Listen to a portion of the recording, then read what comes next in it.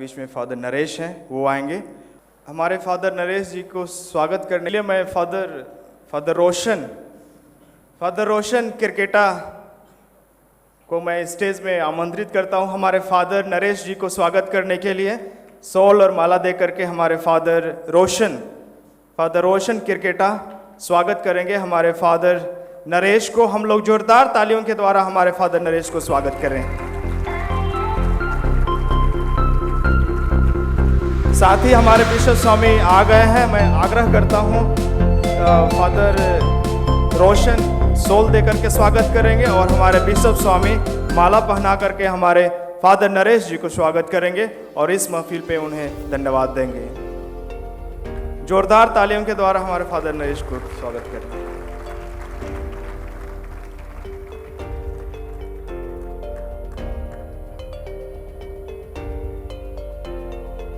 धन्यवाद फादर रोशन और बिशप स्वामी जी। अभी हम हमारे फादर नरेश जी के वाणी से सुनेंगे। हवा हवा बहना है कि पानी की धारा में बहना है, बतलाएंगे हमारे बीच में फादर नरेश।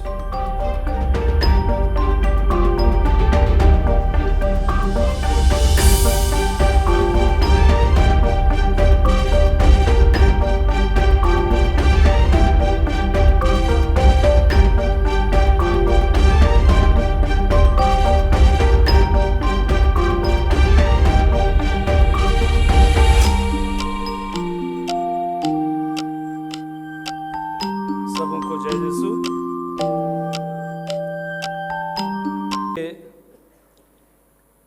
कि हम गर्व से कहेंगे या हम गर्व से बोलेंगे, आप सबको उत्तर होगा हम आदिवासी हैं। गर्व से कहिए, गर्व से कहिए, गर्व से कहिए कि हम आदिवासी। प्रिय भाइयों बहनों, हमने इंट्रोडक्शन टॉक में बहुत कुछ सुना और उसी टॉक पर मैं थोड़ा सा आप लोगों के लिए मैसेज देना चाहता हूँ। और जैसे बिशप स्वामी ने कहा कि हम इस समय का युवा उत्सव को पॉलिटिकल इश्यूज़ पर डिस्कशन नहीं करेंगे, लेकिन जो बहुत ही महत्वपूर्ण है आध्यात्मिक जीवन पर और थोड़ा सा गहराई पर हम उस पर मनन चिंतन करेंगे और उसी पर ओवरडोज टॉक या प्रवचन आप सबों को दिया जाएगा और उसी पर बिल्ड करते हुए मैं थोड़ा और कुछ मैसेज मैं देना चाहता हूँ। ये मैसेज मेरा नहीं है, खुद यीशु ख्रीस्त का मैसेज आप लोगों के लिए है। सिंपल मैसेज है लेकिन बहुत हमारे जीवन के लिए बहुत ही अहम रखता है। हम सभी कोई ईस्टर सीज़न में हैं, ईस्टर सीज़न में, और जब यीशु पुनरुत्थान के बाद अपने शिष्यों से मिले तो वे 3 बातें वे कही। वही 3 बातें मैं आप सबों को कहना चाहता हूँ। पुनरुत्थान हमारे विश्वास का आधारशिला है। अगर वे पुनर्जीवित नहीं होते तो हम यहाँ बैठे नहीं होते। अगर वे पुनरुत्थान नहीं होते तो ईसाई धर्म या ईसाई विश्वास नहीं होता। उनका पुनरुत्थान ही ईसाई धर्म को परिभाषित करता है। प्रभु यीशु मसीह ने जी उठने के बाद 3 संदेश दिए और यह संदेश हम सबों के लिए, प्रत्येक जन के लिए अहम है।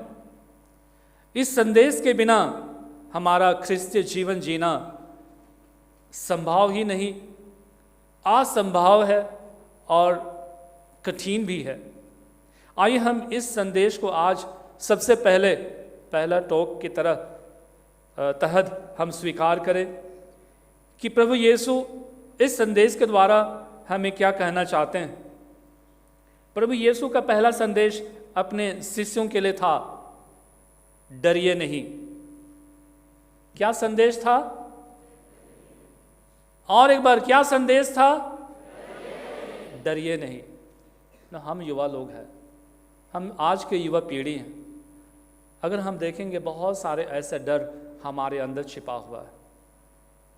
इसी डर को भगाने के लिए सबसे पहले जब यीशु अपने चेलों को दर्शन देते हैं तो वे कहते हैं डरिए नहीं। मत्ती का सुसमाचार अध्याय 28 में स्वर्गदूतों ने स्त्रियों से कहा, डरिए नहीं, मैं जानता हूँ कि आप लोग ईसा को ढूंढ रही हैं, वे यहाँ नहीं हैं, वे जी उठे हैं जैसा कि उसने कहा था। ईस्टर संडे का पहला संदेश यह है कि डरो मत। स्वर्गदूतों ने स्त्रियों से कहा क्योंकि वे डरे हुए थे, वे घबराए हुए थे, वे विस्मित थे। इसलिए स्वर्गदूत कहता है कि तुम जीवितों को मृतकों में क्यों ढूंढते हो? अगर आपका विश्वास, अगर आपका ईमान जीवित खुदा में है, यदि आप जीवित ईश्वर पर विश्वास करते हैं, यदि आप जीवित ईश्वर को मानते हैं, अगर आप जीवित ईश्वर या खुदा पर विश्वास करते हैं, तो आपको डरना नहीं है। मैं यही आप लोगों से कहना चाहता हूँ कि अगर आपका ईमान जीवित ईश्वर पर है, अगर आप खुदा पर विश्वास करते हैं, तो आपको डरना नहीं है, आपको घबराना नहीं है, आपको चिंता करना नहीं है, क्योंकि वे जीवित हैं। जो जीवित है वो सुनता है, वह बातें करता है, वो देख सकता है, वह चल फिर सकता है, वह काम कर सकता है। लेकिन जो जीवित नहीं है वह सुनता नहीं है, वह बात नहीं करता है, वह उत्तर नहीं देता है। लेकिन तुम्हारा खुदा जीवित ईश्वर है, इसलिए स्वर्गदूतों ने कहा तुम्हें डरना नहीं है, तुम्हारा खुदा जीवित ईश्वर है। मत्ती के सुसमाचार अध्याय 28 में हम पाएंगे, हम पढ़ते हैं, तब ईसा ने उनसे कहा डरो नहीं, जाओ मेरे भाइयों को यह संदेश दो कि वे गलीलिया जाएं और वहां मेरे दर्शन करेंगे। यीशु ने उन स्त्रियों को दूसरी बार कहा डरो नहीं। एक तरफ हम देखते हैं स्वर्गदूतों ने स्त्रियों से कहा डरिए नहीं, और स्वयं प्रभु यीशु स्त्रियों से कहते हैं, वे कहते हैं कि डरो नहीं।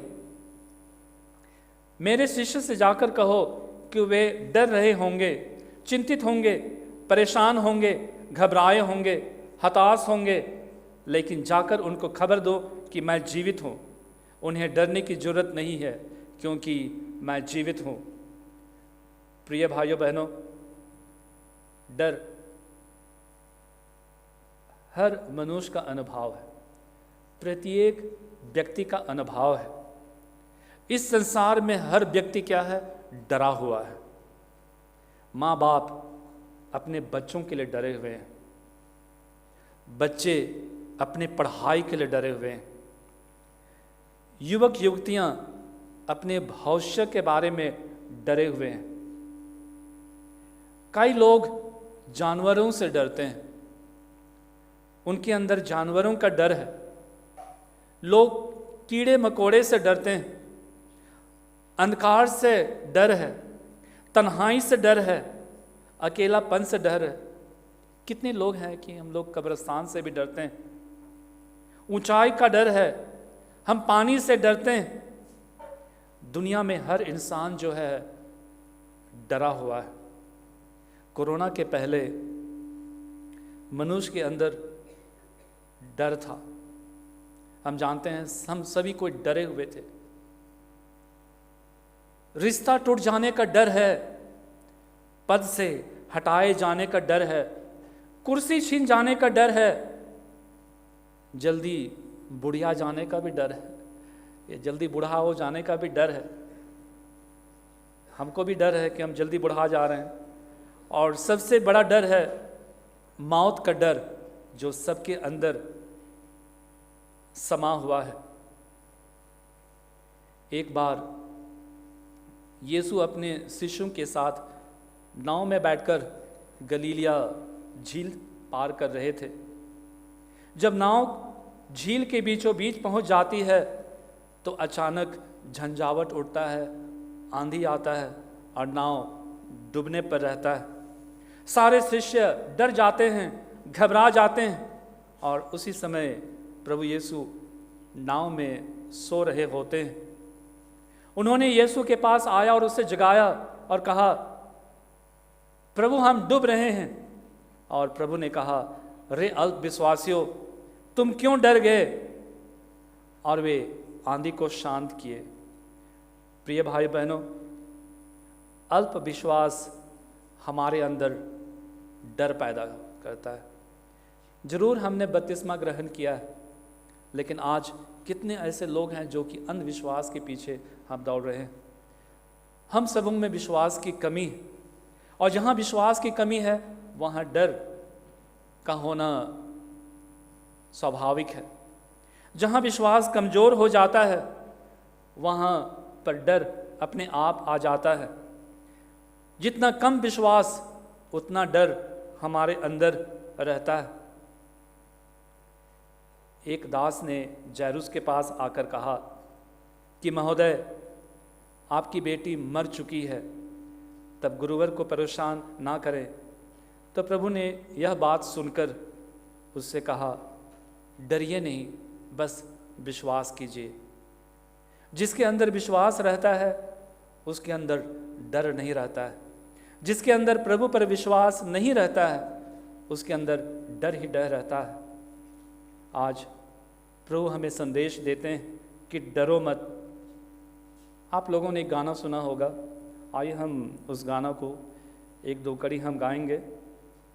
डरबे ना मनेवा, ठीक है? कोई मांदर सब बजाने के लिए है इधर? डरबे ना मनवा, ठीक है? सबको आता है? डरबे ना मनेवा, डरबे ना मनेवा, यीशु तोर मजे आहे रे। आता है कि नहीं आता है? आता है। तो चलिए हम एक साथ खाएंगे। लगता है आप लोग सभी कोई डरे हुए हैं ना, इसलिए नहीं गा रहे हैं। डरना नहीं है, विश्वास करना है प्रभु पर और आपका डर भाग जाएगा। और अगर डर लग रहा है तो आइए हम इस गाना को जोर से गाएं, ताकि हमारे अंदर जो भी डर है, वो डर की भावना जो है वो सदा के लिए हमसे दूर भाग जाएगा। डरबे न मनेवा, डरबे न मनेवा, यीशु तोर मजे आहे रे। चलो, डरबे न मनेवा, डरबे न मनेवा, यीशु तोर मजे आहे रे। रखवाला ओहे के सहारा ओहे के, रखवाला ओहे के सहारा ओहे के। डरबे न मनेवा, डरबे न, ताली बजाइए। तोर मजे आहे रे। डरबे न मनेवा, डरबे न मनेवा, यीशु तोर मजे आहे रे। रखवाला, रखवाला ओहे के सहारा ओहे के, रखवाला ओहे के सहारा ओहे के। डरबे न मनेवा, डरबे न मनेवा, यीशु तोर मजे आहे रे। डरबे न मनेवा, डरबे न मनेवा, यीशु तोर मजे आहे रे। जब भी डर लगेगा हम इस गाना को याद करेंगे, और इसको गाना को अगर हम गाएंगे तो मेरा विश्वास है कि हमारे अंदर जो भी डर रहेगा वो भी भाग जाएगा। तो दूसरा संदेश है जो प्रभु अपने शिष्यों को देते हैं, और शिष्यों को देते हैं यानी हम सबों को देते हैं, और वो है रो मत। क्या है? पहला संदेश क्या था? डरो मत। पहला संदेश क्या था? और दूसरा संदेश, हाँ, रो मत। इन यूहन्ना का सुसमाचार अध्याय 20 में हम पढ़ते हैं, दूतों ने उससे कहा, हे नारी, आप क्यों रोती हैं? क्योंकि मरियम कब्र के पास रो रही थी, क्योंकि उसने देखा कि कब्र खाली है और यीशु का शव वहाँ नहीं है। वह सोच रही थी कि किसने यीशु का शव को चुरा ले गया है, और इसलिए स्वर्गदूत ने कहता है, क्यों रोती है? प्रिय भाइयों बहनों, मैं कहना चाहता हूँ कि आपको रोना नहीं है, डरना नहीं है, क्योंकि आपका खुदा जीवित ईश्वर है, जीवित परमेश्वर है। Hallelujah, hallelujah. यूहन्ना का सुसमाचार अध्याय 20 में प्रभु यीशु के द्वारा इस बात को दूसरी बार दोहराई जाती है। यीशु कहते हैं कि हे नारी, तू क्यों रोती है? किसे ढूंढती हो? यीशु ने मरियम से कहा, नारी, तू क्यों रोती है? तेरा खुदा तो जीवित है। यदि तुम खुदा को मानती हो, यदि तेरा विश्वास जीवित खुदा पर है, तो यकीन रखो, आपको डरना नहीं है, आपको रोना नहीं है, आपको घबराना नहीं है।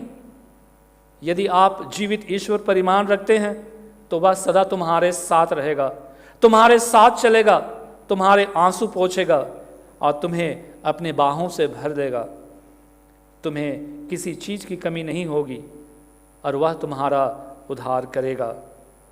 प्रिय भाई बहनों, क्रूस के रास्ते के 8वें स्थान पर यरूशलेम के स्त्रियों को देखकर यीशु कहते हैं, यरूशलेम की स्त्रियों को दशा को देखकर वे रोती बिलखती थी। यीशु उनसे कहते हैं, मेरे लिए मत रो, पर अपने और अपने बच्चों के लिए रो। यीशु का यह बात 100% सच्चाई है। आज कितने माता पिता अपने बच्चों के लिए, अपने बेटे बेटियों के लिए रोना रो रहे हैं। जैसे ही बच्चों में सूझबूझ आ जाती है, वे माता पिता के नियंत्रण से बाहर हो जाते हैं। माता पिता का बच्चों के ऊपर कोई कंट्रोल नहीं रहता है। आज हमारे बच्चे दुनियाई चीज़ों में खो गए हैं। हम दुनियाई चीज़ों में खो गए हैं। आंध मूंद कर हम फैशन के पीछे भाग रहे हैं, हम नशा पान कर रहे हैं, हम मोबाइल में व्यस्त हैं, खराब संगति में पड़ गए हैं, चोरी कर रहे हैं, माँ बाप को डरा रहे हैं। जमाना बदल गया है, जिंदगी बदल गई है। आजकल के बच्चे, आजकल के युवा बहुत ही होशियार हो गए। समय था जब बाप के चेहरे में हम लोग ईश्वर का चेहरा देखते थे। एक समय था जब माँ के चरणों में हमें स्वर्ग दिखाई देता था। लेकिन आज की युवा पीढ़ी समझदार हो गई है। आज की युवा पीढ़ी बहुत ही होशियार और प्रैक्टिकल हो गई है। हर रिश्ता उनके लिए एक सीढ़ी की तरह होती है जिसमें पांव रखकर वे आगे निकल जाना चाहते हैं, और इसी बात का तो रोना है। माँ बाप अच्छे फूल लगाते हैं लेकिन उनमें कांटे आ जाती है, और कांटे कौन हैं? हम हैं। स्वाभाविक है, पर करें तो क्या करें? माता पिता वे हिम्मत नहीं हारते। वे कोशिश करते हैं कि अपने बच्चों को अच्छी तालीम देने के लिए कोशिश करते हैं, हमें विश्वास में आगे बढ़ाने के लिए वे कोशिश करते हैं, और भी कारण से वे रोते हैं। हम रोते इस बात पर कि हमारा कोई नहीं है, हम गरीब हैं, हम पैसे हैं, हमारे पास पैसे नहीं हैं, हमारे पास नौकरी नहीं है, मेरे पास बैंक बैलेंस नहीं है, हमारे पास कुछ नहीं है। प्रिय भाई बहनों, जिसका कोई नहीं होता उसका भगवान होता है। ईश्वर अपने भक्तों की सुधि लेता है, वह उसका साथ कभी नहीं छोड़ता है, क्योंकि वचन कहता है, स्वर्ग और धार्मिकता की खोज करो और सब कुछ तुम्हें यूं ही मिल जाएगी। मनुष्य को क्या लाभ अगर सारा संसार कमा ले लेकिन अपनी आत्मा को खो दे। हम नीचे की चीज़ों को ढूंढते हैं, इसलिए नहीं मिलने पर हम रोते हैं। ऊपर की चीज़ों को खोज कीजिए और तुम्हें सब कुछ मिल जाएगी। मैं अपनी निगाहें पर्वत की ओर लगाए रखता हूँ, क्योंकि वहाँ से मेरी सहायता आएगी। बेकार की चीज़ों के लिए मत रोइए, वह सब मिल जाएगा यदि हम स्वर्ग और धार्मिकता की खोज करेंगे तब। और इसी की खोज करने के लिए हम इस युवा उत्सव में भाग लेने के लिए हम आए हैं। आइए हम और एक गाना को गाएंगे जो प्रभु हमसे कहते हैं कि वे हमारे साथ सदा रहते हैं। मैं सदा तुम्हारे साथ हूँ, कभी ना तुम डरना। आइए हम जोर से इस गाना को गाएंगे और फिर मांदर वाले भाई को मैं आग्रह करूँगा कि वे पुनः मांदर लेकर सामने आए। ठीक है।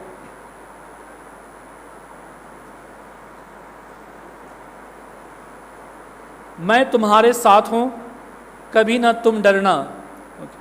चलिए एक साथ हम मिलकर जोर से गाएंगे। 1 2 3। मैं सदा तुम्हारे साथ हूँ, कभी न तुम डरना। मैं सदा तुम्हारे साथ हूँ, कभी न तुम डरना। प्रेम सदा तुम सब से रखना, प्रेम सदा तुम सब से रखना। प्रेम का फूल खिले, तुम्हें शांति मिले, तुम्हें शांति मिले। मैं सदा तुम्हारे साथ हूँ, कभी न तुम डरना। मैं सदा तुम्हारे साथ हूँ, कभी। प्रभु की यही प्रतिज्ञा है कि वे सदा हमारे साथ हैं, हमें कभी नहीं डरना चाहिए।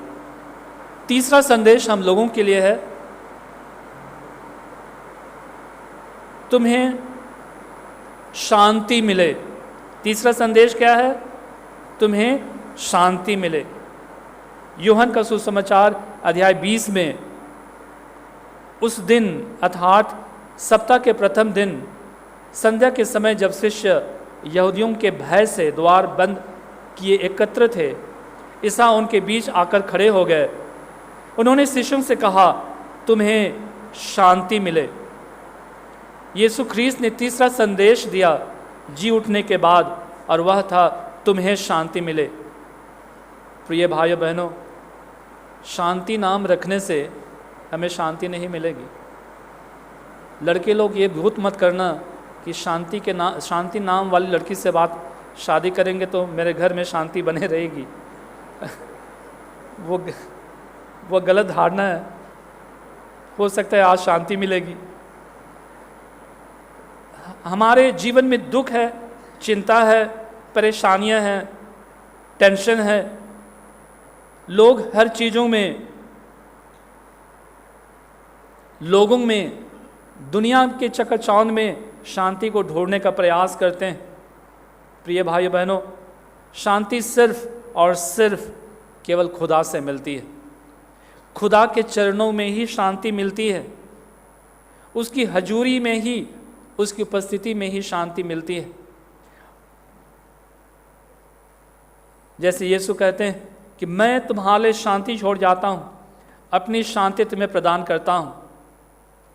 वह इस संसार की तरह शांति नहीं है, पर मेरी शांति जो है वो अस्थाई है, आंतरिक है, जिसे शब्द मात्र से हम बयान नहीं कर सकते हैं। तुम्हें शांति मिले।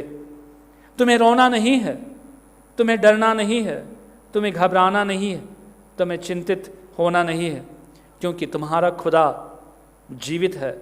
तुम्हारा खुदा उद्धार करने के लिए, तुम्हें बचाने के लिए, तुम्हारे प्रार्थनाओं का उत्तर देने के लिए तुम्हारे साथ है, तुम्हारे पास है। यूहन्ना का सुसमाचार अध्याय 20 में हम पढ़ते हैं, 8 दिन के बाद उनके शिष्य फिर घर के भीतर थे और थॉमस उनके साथ था। द्वार बंद था और ईसा उनके बीच खड़े हो जाते हैं और कहते हैं, तुम्हें शांति मिले। ईसा ने फिर दूसरी बार कहा, तुम्हें शांति मिले। तुम घबराओ मत, तुम चिंता मत करो, तुम्हें रोने की आवश्यकता नहीं है, तुम्हें दुखित होने की जरूरत नहीं है, क्योंकि तुम्हारा खुदा जीवित है। वह मर गया था लेकिन वह अब जीवित हो गया है। आइए हम और एक कड़ी हम गाएंगे शांति के ऊपर, प्रभु यीशु की शांति, और फिर उसी के साथ हम लोग अंत करेंगे।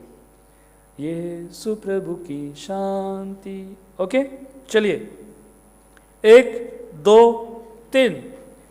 यीशु प्रभु की शांति, मसीहा प्रभु की शांति, यीशु प्रभु की शांति, मसीहा प्रभु की शांति मेरे दिल में भर जाए, दुनिया जिसे देना पाए, वो है स्वर्गीय शांति, वो है स्वर्गीय शांति, यीशु प्रभु की शांति, मसीहा प्रभु की शांति। तो प्रिय भाइयों बहनों, मेरे युवा मित्रों, हमारे प्रभु यीशु पुनर्जीवित यीशु का संदेश, पहला संदेश है कि डरना नहीं, रोना नहीं और तुम्हें शांति मिले। यदि आप डर रहे हैं, घबरा रहे हैं, उदास हैं, हताश हैं, चिंतित हैं कि कल क्या होगा, मेरी समस्याओं का हल कैसे होगा, यदि कल की चिंता है, मृत्यु की चिंता है, तो प्रभु आपको कहते हैं या आपसे कहते हैं, आपको डरना नहीं है, रोना नहीं है और तुम्हें शांति मिले। आइए हम इस सुंदर ये 3 संदेश को हम ग्रहण करें, क्योंकि ये हमारे जीवन का अहम भाग है। जब हम डरे हुए होते हैं, हम रोते हैं, चिंतित करते हैं, हम बहुत बार दुखित रहते हैं, अशांत रहते हैं, हम भूले नहीं प्रभु हमारे साथ है। प्रभु पुनर्जीवित हुए ताकि हमें शांति दे सके, हमारे डर को दूर करे और ताकि हमारे सब चिंताओं को भी दूर करे। इसी छोटे शब्दों के साथ सबों को मैं धन्यवाद सुनने के लिए।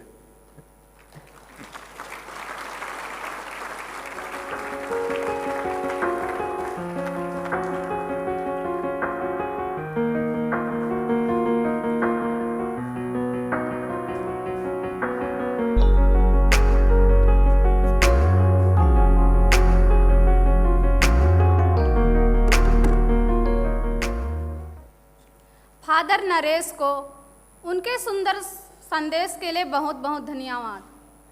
आशा करते हैं कि हम लोग फादर नरेश द्वारा बताए हुए संदेशों को अपने जीवन में अमल करने का प्रयास करेंगे। आम फले, जाम फले और फले खजूर। आम फले, जाम फले और फले खजूर। अगर आप जैसे युवा इस ऑडिटोरियम के अंदर बैठे हो तो इस ऑडिटोरियम में तालियों की गड़गड़ाहट हो जरूर।